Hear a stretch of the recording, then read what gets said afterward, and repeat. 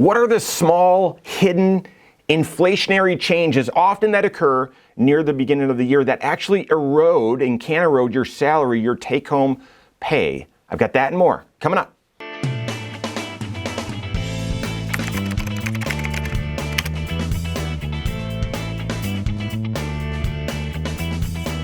My name is Mike Bernard. I'm the host of the Wise Money Show. I'm also one of the certified financial planners right here at Korhorn Financial Group. Make sure you hit that subscribe button, turn on notifications, and smash that thumbs up button.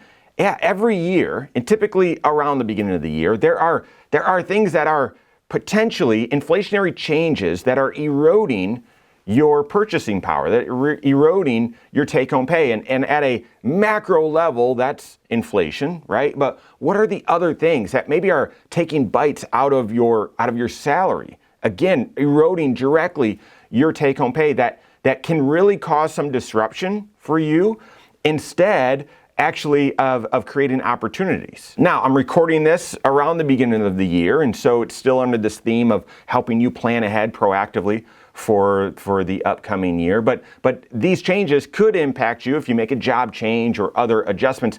And the point is to be aware, to be proactive so that you're not caught off guard and then needing to scramble in your financial life. So we've got three hidden changes, inflationary changes that erode and that can impact your salary and your take-home pay. The first is the Social Security benefit base or wage base changes from year to year. That's right. When you're working at your job for your employer, what you're seeing on your pay stub is one of the taxes that's being withdrawn is that four-letter F word, FICA, okay, Federal Insurance Contribution Act. And what that is that's a tax that's coming out of your paycheck that is going to fund Social Security and Medicare. And by the way, you don't see it, but your employer is also matching this. They're paying the exact same amount. And in a way, that's eroding your salary as well, right? They would be able to pay you more if those taxes weren't there or those taxes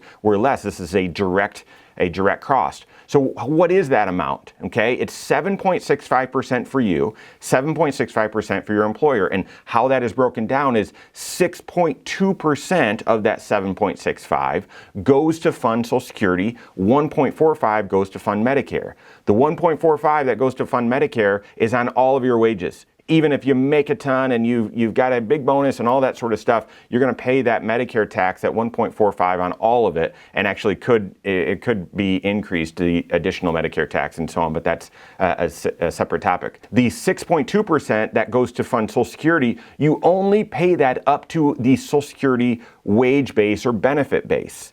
Well, they change that limit, they change that amount each and every year. Take a look here at the schedule. You can see it for 2025, that's $176,100. That's a 4.4% increase over the year before when it was $168,600. And obviously you can see there, it's had some pretty significant increases over the past few years with inflation. The struggle with this year for 2025 is that 4.4 inflation increases well above what Social Security recipients received and well above sort of where things landed with the CPI and standard inflation. And so this is a struggle. And what it means is, depending on your income, right? Of course, if your income is near this threshold or up in that range, yeah, you're going to see a tax increase, a Social Security tax increase because they've increased this wage base, this benefit base. And I know you might say, well, aren't they going to use this higher number to calculate my Social Security?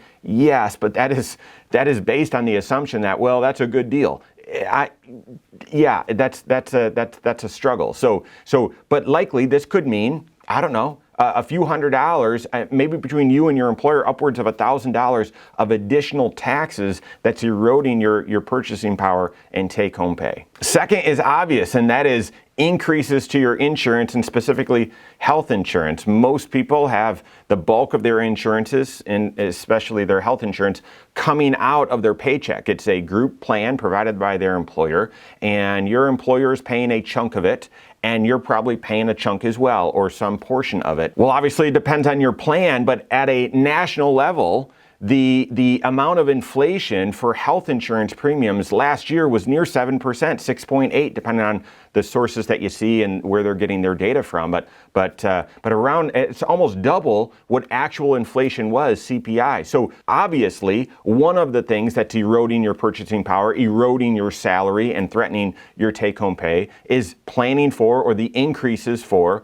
health insurance premiums that comes right out of your paycheck. And then finally, a third category or third area that is disrupting or changing in an inflationary change that is imposed on your salary and limits and could limit your take-home pay. This one's actually a good one, but that is increases in retirement contribution limits. That's right. If you have a goal of contributing a certain percentage or the maximum amount to your 401k or workplace retirement plan, you know that that has an inflationary adjustment on it as well. And therefore, if that's your goal, you're going to want to contribute enough and an even higher amount to reach that target. For 2025, the 401k contribution limit has expanded from $23,000 to $23,500. The catch-up contribution for those age 50 or older has stayed the same at $7,500, but there is an even greater inflationary adjustment this year if you are eligible for a super catch-up, and that is your age 60, 61, 62, or 63.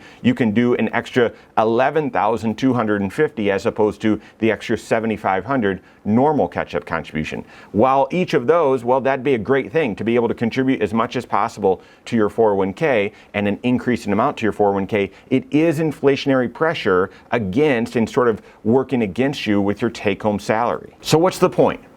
Your financial life is connected. It's made up of 6 different areas, right? Distinct different areas. However, those aren't separate areas in that they should be considered in a vacuum or treated in a vacuum.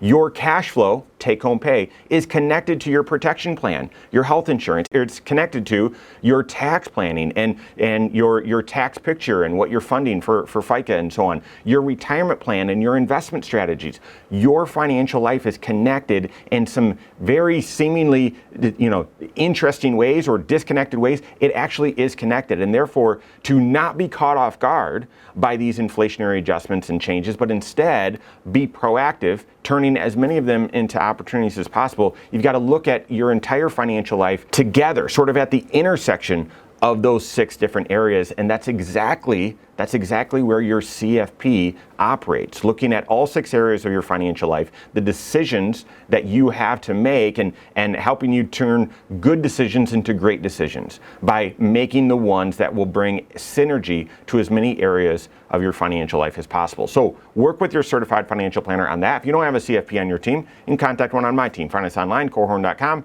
That's Korhorn with K, wisemoneyshow.com. You can find us there as well, or send us an email, info@korhorn.com. All right, there you have it. Go on, take your next wise step in your financial life.